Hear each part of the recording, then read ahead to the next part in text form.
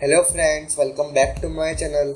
आज हम बात करेंगे कल की मूवी के बारे में कि कल की मूवी में ऐसी क्या राइटिंग लेसन्स हैं और ऐसा क्या कर सकती थी कल की मूवी जिसकी वजह से उसकी स्क्रिप्ट और तगड़ी बन सकती थी, उसका स्क्रीन प्ले और एनहेंस हो सकता था।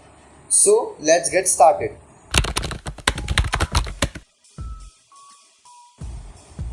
सो फर्स्ट ऑफ ऑल, कल की मूवी के अंदर अगर हम देखें तो वहाँ पे वेल डिफाइंड प्रोटैगनिस्ट है ही नहीं। अब आप पूछोगे प्रोटैगनिस्ट है तो सही, प्रभास है तो सही, भैरव का कैरेक्टर है तो सही। एक वेल डिफाइंड प्रोटैगनिस्ट वो होता है अगर हम स्क्रीन प्ले के लैंग्वेज में सीखे तो, स्क्रिप्ट राइटिंग के लैंग्वेज में सीखे तो, जो over the course of time most profound change होता है और जिसके पास जिसकी खुद की एक स्टोरी होती है। हर स्टोरी दुनिया में, जो हर अच्छी मूवीज़ है, हर अच्छी नॉवेल्स है, हर अच्छी शॉर्ट फिल्म्स है, हर अच्छी वेब सीरीज़ है, वो तभी अच्छी है जब उसने कैरेक्टर की स्टोरी बताई है। कल की मूवी स्टार्ट तो करते भैरवा की स्टोरी कहने से, बट कहीं ना कहीं भटक जाती है। उसका जो एक्ट 1 है, एक्ट 2 है, एक्ट 3 है, वो पूरा भटक गया है। तो हम इस वीडियो में स्पेसिफिकली एक्ट 1 के बारे में बात करेंगे from the point of view protagonist.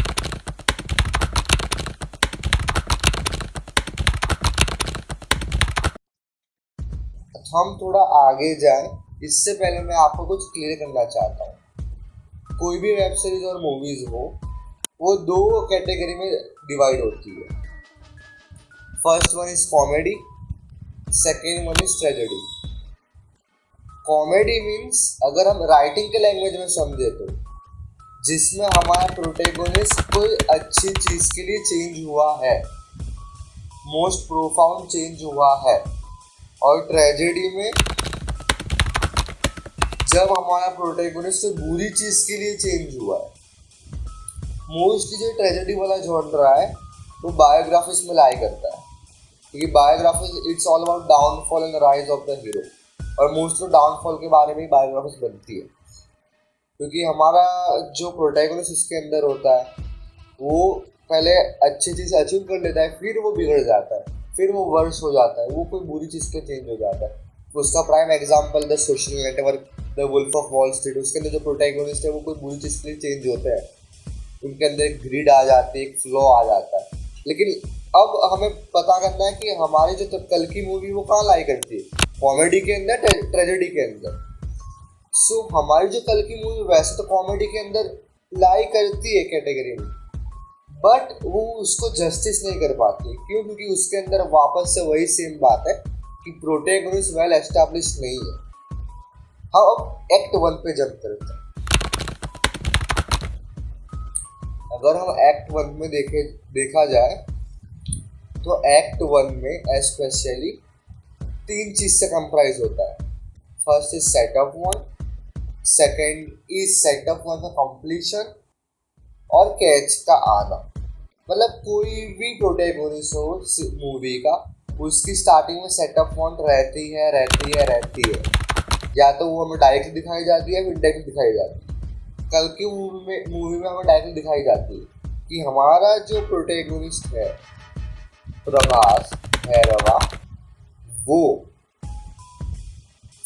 उसकी सेटअप 1 है कि उसे कॉम्प्लेक्स के अंदर जाना है।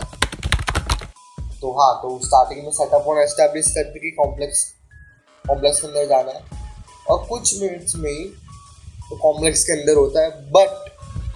बट सेटअप 1 के साथ कंप्लीट। और कैच इसे बोलते हैं कि वहाँ प्रोटैगनिस्ट की अनवांटेड वांट रहती है। तो उसकी अनवांटेड वांट क्या थी कि उसे बाहर नहीं जाना था, और उसे बाहर निकाल देते हैं। बट ये जो इम्पैक्ट हमें फील नहीं होता है कि प्रभास को अंदर जाना क्यों था, वो भी एक बहुत बड़ा क्वेश्चन है। उसकी वो सेटअप वांट है क्यों, भैरवा के वो सेटअप वांट है क्यों। और चलो, वो कैच खत्म हुआ, हमें इम्पैक्ट तो नहीं मिला, लेकिन फिर एक्ट 2 में हम वापस से कहीं डिफरेंट जोन में चली जाती है मूवी, डिफरेंट जोन में चली जाती है स्क्रीन प्ले। एक्ट 2 में हम वापस अश्वत्थामा के साइड के एंगल देख रहे हैं, दीपिका पादुकोण का एंगल देख रहे हैं, अमिताभ बच्चन का एंगल देख रहे हैं, विलन का एंगल देख रहे हैं, जबकि अच्छी स्टोरीज तो प्रोटैगनिस्ट के लिए होती है। आप ऐसा दिखाओ कि प्रोटैगनिस्ट कैसे हार रहा है। एक्ट टू बेसिकली ये होता है कि आप सेटअप वन को कैसे अनडिजाइन बना सकते हो, और एक्ट 3 यहाँ तक इतना प्रोटैगनिस्ट ने फेस कर लिया होता है कि वो अपने सेटअप वन छोड़ने के लिए रेडी है। तब जाके उसका क्राइसिस आता है, वो अपने लोएस्ट पॉइंट पे आता है, और तब जाके हमारा कैरेक्टर चेंज हो जाता है, ऑडियंस को और मजा आता है। और यही मेजर दिक्कत है राइटिंग के पॉइंट ऑफ व्यू से कल्कि में। नो डाउट उसका वीएफएक्स बहुत अच्छा है, बट यही दिक्कत है कल्कि में, उसका कैरेक्टर आर्क ही नहीं है। स्टार्ट में बनाते हो, फिर वापस से लॉस, फिर लॉस लॉस लॉस, फिर एंड में आप कर्ण का सीन दिखा देते हो। हम कनेक्ट नहीं कर पाते प्रभास के कैरेक्टर के साथ, यही एक मेजर फ्लॉ है। एंड या आई होप कि ऐसा और अच्छा किया जा सकता था आने मतलब पूरे मूवी के अंदर, तब जाकर अच्छी मूवी और अच्छी बन जाती। आई नो वीएफएक्स बहुत अच्छा है, कैमरा वर्क बहुत अच्छा है, एक्टिंग भी अच्छी खासी की, बट स्क्रीन प्ले जो होता है ना, वो बेसिक एलिमेंट होता है, एक बेसिक पार्ट होता है, एक पूरा बेस होता है, पिलर होता है। अगर वो अच्छा है तो पूरी मूवी अच्छी हो जाए। सो ये है पूरा चार्ट कल्कि 2898 एडी का। हम स्पेशल सब इसमें एक्ट 1 डिस्कस करेंगे।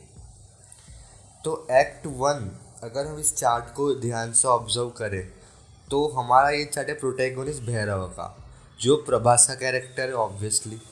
अब हम बात करेंगे कि उसकी मूवी के स्टार्टिंग में ही सेटअप वन को एस्टेब्लिश किया जाता है कि उसे कॉम्प्लेक्स के अंदर जाना है, एंड देन अब वो अपनी सेटअप वन को पूरा करने की पूरी कोशिश करता है। उसकी सेटअप वन कंप्लीट हो जाती है, वो कॉम्प्लेक्स के अंदर चला जाता है, बट उसके सामने कैच आता है कि वो कॉम्प्लेक्स से बाहर निकला जाता है। अब इधर दो चीज़ें, फ्लॉ और स्ट्रेंथ। हम इस चीज़ पे अभी डिस्कस नहीं करेंगे, लेकिन एक बार हमारे सब ये टर्म्स क्लियर हो जाए और मेजर फ्लॉ क्या था वो पता चल जाए कि पूरा स्ट्रक्चर में क्या कमी थी और कैसे बेहतर हो सकती थी, तब हम ये दो टर्म्स को अच्छे से समझ पाएंगे, ओवरऑल कैरेक्टर आर्क को समझ पाएंगे। और ये सीधा एक दावा है एक्ट 1 का कि प्रोटैगनिस्ट का एक्ट 1 के अंदर स्ट्रक्चर ये है, उसका आर्क स्टार्ट हो चुका है, भैरव का आर्क स्टार्ट हो चुका है, यहाँ तक कोई दिक्कत नहीं थी। मेजर प्रॉब्लम ही एक्ट 2 से स्टार्ट होती है, जब कैच को छोड़ के, प्रोटैगनिस्ट को छोड़ के कोई और प्रोटैगनिस्ट अश्वत्थामा की स्टोरी दिखाई जाती है, और कैच को और डीप और लेवल अप नहीं किया जाता है।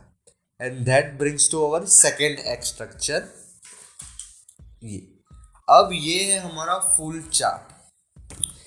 ये है सेटअप वन कंप्लीशन, कैच। तो और ये हो गया हमारा एक्ट 1 ऑफ मूवी।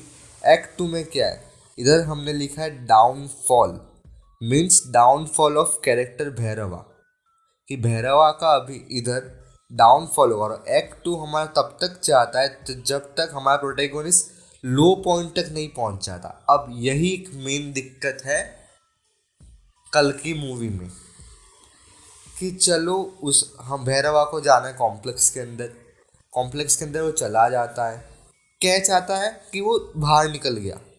कि कैच मतलब क्या, कि हमारे प्रोटैगनिस्ट की अनवांटेड वांटेड वांट के साथ अनवांटेड वांट का आना, उसे ही कैच बोलते हैं। यानी कि वो कॉम्प्लेक्स में गया, उसकी वांट तो ख़त्म हुई, बट एक अनवांटेड वांट आ गई, उससे बाहर निकल आ गया। अब अगर हम कैच को इधर ऊपर प्लेस कर दें और ग्राफ के एरो को फॉलो करें, तो इधर एक और कॉन्फ्लिक्ट आना चाहिए, इन अकॉर्डेंस टू भैरवा, एक और इन अकॉर्डेंस टू भैरवा, एक और इन अकॉर्डेंस टू भैरवा, मतलब मेजर इवेंट्स होने चाहिए। लेकिन हम इसकी जगह देखते हैं कि अश्वत्थामा की स्टोरी चल रही है, दीपिका पादुकोण की स्टोरी चल रही है। तो ये जो एक्ट 2 से स्टोरी ब्रेक होना स्टार्ट होता है, जो प्रभास का कैरेक्टर आर्क है, भैरव का कैरेक्टर आर्क है, वो ब्रेक होना स्टार्ट हो जाता है। और तब से हम इमोशनली कनेक्ट नहीं कर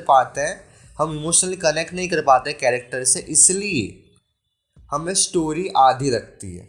अब आप बोलोगे ये 3 पार्ट में आने वाली है, इसलिए हो सकता है उसका कैरेक्टर आर्क इनकम्प्लीट रखा गया हो, लेकिन ये बात नहीं है। अगर उसका कैरेक्टर आर्क इनकम्प्लीट रखा गया होता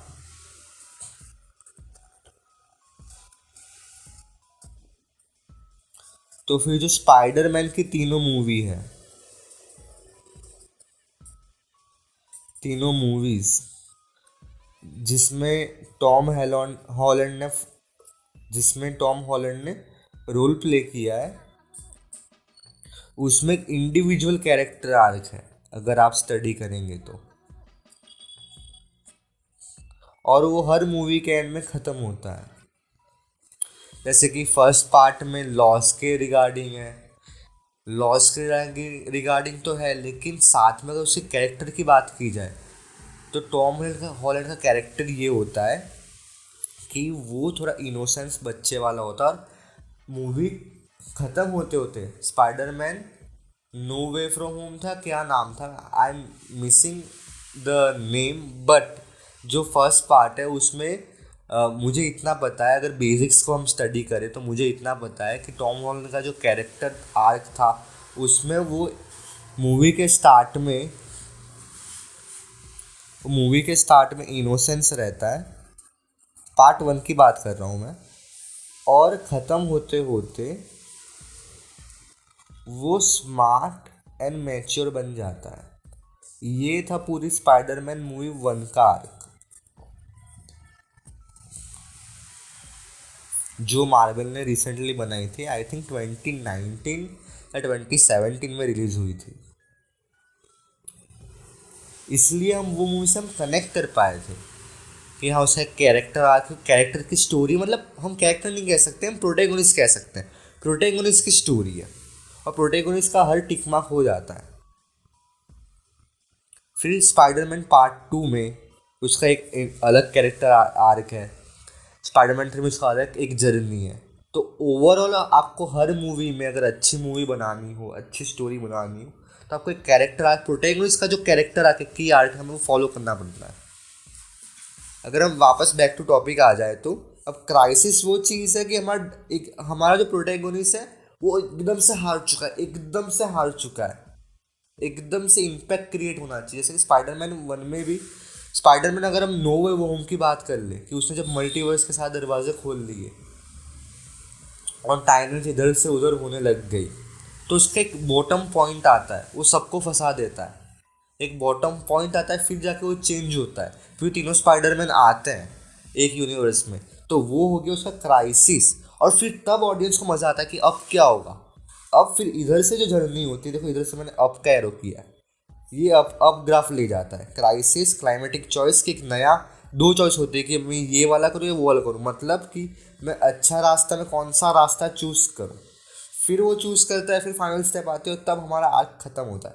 अब देखो मैंने तो रॉन्ग एरो मारा है, क्योंकि कल की मूवी के अंदर वो है ही नहीं। क्राइसिस पे पहुंचता है हमारा कैरेक्टर, हमारा जो प्रोटैगनिस्ट भैरव इधर पहुंचता है, मैंने लिखा है एक can't take a bounty of smoothie, मतलब जब अश्वत्थामा हमारा जो कैरेक्टर लड़ाई कर रहा होता है प्रभास के साथ, भैरवा के साथ, तब वो उसे ले नहीं पाता, लेकिन वो क्राइसिस ने हमें फेल्ट ही नहीं होता है, हमें एज अ ऑडियंस फेल्ट नहीं होता कि जो हमारा प्रभास है उसका एक डाउनफॉल है और एक डाउन पॉइंट पे पहुंच चुका है, हमें फील ही नहीं होता है। फिर उसने फिर कैसे उसको छुड़वाया, ये वो उसने क्यों छुड़वाया, मेन क्यों है, वो कॉम्प्लेक्स में क्यों गया, उसने क्यों स्मृति के पीछे भागा है, कॉम्प्लेक्स में जाने की वजह क्या है, हमें वही क्लियर नहीं है, इसलिए हम कनेक्ट नहीं कर पा रहे मूवी के साथ। दैट्स द मेन पॉइंट कि हमारा ये अचीव ही नहीं हो पा रहा। अगर ये 2 चीज़ अच्छी हो जाती और ये जो कैरेक्टर है इसमें अगर हम अश्वत्थामा की स्टोरी को नहीं दिखाते और ये दिखाते कि कोई भी हिसाब से कि प्रभास अंदर जा रहा है, उसी बीच वो अश्वत्थामा से मिल रहा है, दीपिका से मिल रहा है, कोई भी और स्ट्रक्चर अगर हम फॉलो करते तो ये और एक्साइटिंग होता, क्योंकि स्टोरी समझ में नहीं आ रही थी, हमें कैरेक्टर ही समझ में नहीं आ रहे थे। दैट्स द मेन रीज़न कि कहीं ना कहीं कल की मूवी एक मास्टरपीस बनने से रह जाती है।